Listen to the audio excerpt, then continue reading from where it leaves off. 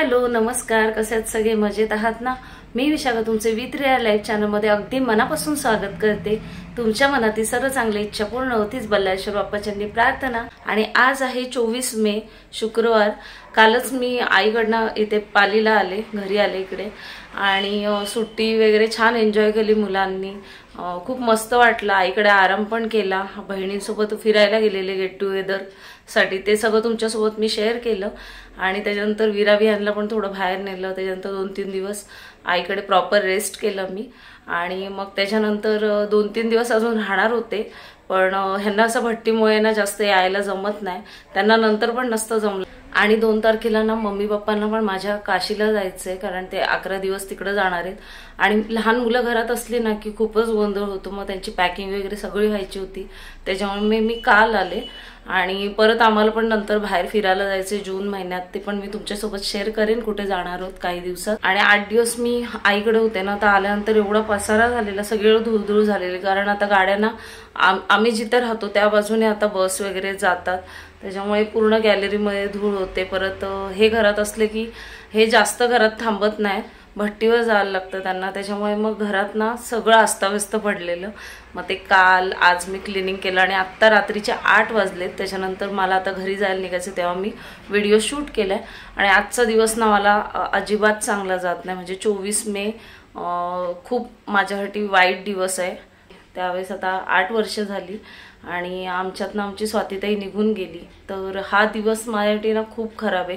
म्हणजे 20 तारखेपासूनच ह्या दिवसाचे चोंचून लागायला लागते, म्हणजे समजायला लागतो ना की आता 24 तारीख येणार आहे, तर तेव्हापासून मला म्हणजे खूप खराब जातो माझा हा दिवस। आणि दिवसभर म्हणजे असा तिचा चेहरा डोळ्यासमोर येत राहतो आणि आम्ही विसरायचा खूप प्रयत्न करतो, पण नाही विसरू शकत, कारण फक्त 27 वर्षाची होती ती आणि ती आम्हाला सोडून गेली।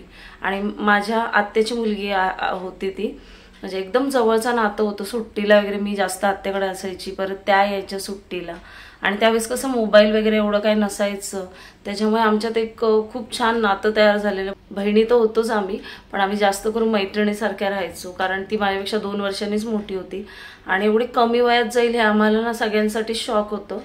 तर हा आजचा दिवस माझ्यासाठी तर खरंच खूप खराब आहे, मी आता नाही सांगू शकत तुम्हाला। त्याच्यामुळे मला सकाळपासून ना काय सुचतही नव्हतं, व्हिडिओ वगैरे काढणं तर दूरच, पण घरातले कामं करताना सुद्धा खूप असं अस्वस्थ वाटतं मला आणि सारखं असं तिचा चेहरा डोळ्यासमोर येत राहतो। स्टेटसला वगैरे मी नाही टाकत आता हे, कारण तिला पण लहान लहान मुलं आहेत आणि आपण प्रत्येक वेळेस किती त्या गोष्टीचं दुःख हे करत बसायचं, आणि त्या मुलांनाही मूव्ह ऑन करून पुढे जायला पाहिजेत ती, त्याच्यासाठीच मी त्या गोष्टी जरा लांब ठेवते। आणि आज ना माझ्या सासू सासऱ्यांची अॅनिव्हर्सरी आहे, आई पप्पांची आमच्या, आणि ते ना विराला घेऊन पुढे गेलेत। विहान तर तिकडंच आहे आणि बघतायत धीराचा कसा बिझनेस आहे ना, त्याच्यामुळे मग ते सगळे आल्याशिवाय केक कटिंग होणार नाही। आणि त्याच्यानंतर परत घरी येऊन पण थोडंफार करायचं मला जेवणाचं वगैरे, तर चला पटकन जाऊन येतो तिथं। आणि जाता जाता गिफ्ट वगैरे बघते, आणि सकाळपासून अजिबात मूड नव्हता माझा, त्याच्यामुळे आम्ही गेलोच नाही। आणि क्लिनिंगच चाललेली आहे, खूप धावपळ सुरू होती सकाळपासून, कारण भट्टीवरची पण त्यांची गडबड सगळी सुरू होती। दुपारी सुद्धा त्यांना बोलवलं, पण दुपारी पण त्यांना टाईम नाही भेटला यायला। तर चला जाते तिथे, आणि तिथे गेल्यानंतर दाखवते तुम्हाला आई पप्पांची अॅनिव्हर्सरी, म्हणजेच लग्नाचा वाढदिवस।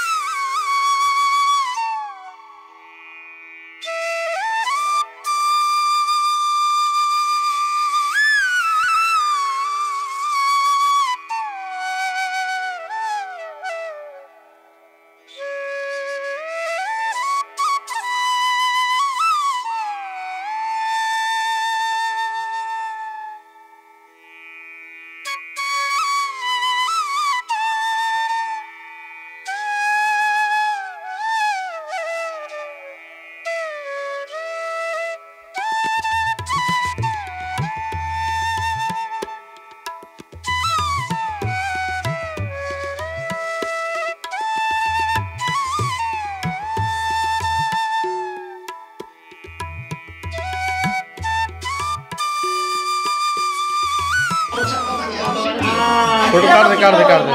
हाँ आई चलाओ। हाँ आई चलाओ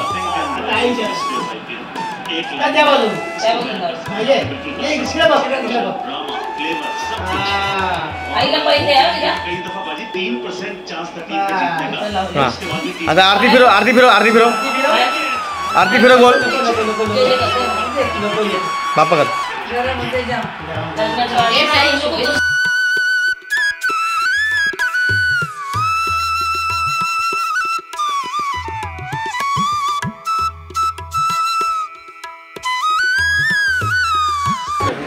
Happy anniversary to you.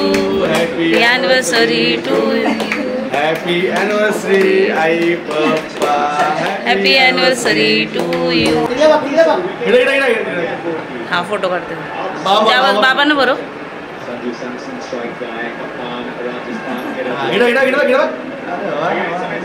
एकटीच आहे आज सगळे गेलेत बाकीचे अलिबागला.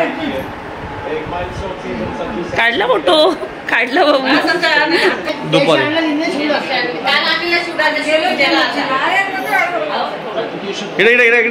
इकडे बघ हा घे हे बघ विरा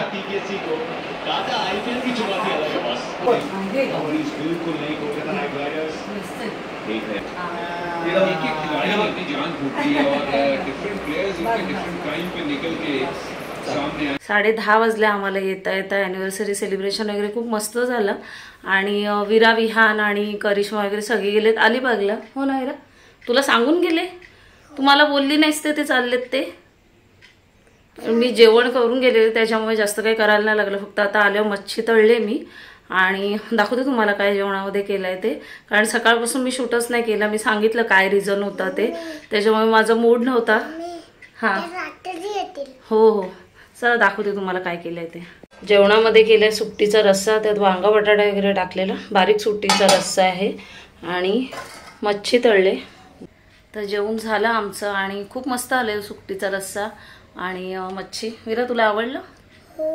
आणि जे पप्पा पण जेवण झालं. त्यांना ना दिवसभर एवढं काम करतात ना भट्टीवर. आता म्हणजे मध्येच पाऊस वगैरे पडत होता आणि त्याच्यामुळे टेन्शन होतं. त्याच्यामुळे खूप लोड आहे वर्कलोड त्यांच्यावर.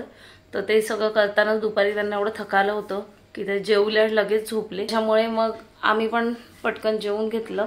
आता थोड्या वेळ मी सगळं घरातलं आवरेन. आणि विहान अलिबागला गेला आहे करिश्माबरोबर. त्याच्यामुळे त्यांचा मगाशी फोन आला की तुम्ही सेलिब्रेट करून घ्या जेवून वगैरे घ्या तुम्ही. आणि अजूनपर्यंत ते आले नाहीत 11:30 झालेत तरी. तर चला असा होता आजचा छोटासा व्लॉग. तर तुम्हाला कसा वाटला हे कमेंट करून नक्की सांगा. व्हिडिओ आवडली असेल तर चॅनलला लाईक करा शेअर करा कमेंट करा सबस्क्राईब करा. आपण भेटूया पुढच्या व्लॉगमध्ये. तोपर्यंत सर्वांनी काळजी घ्या. Bye bye.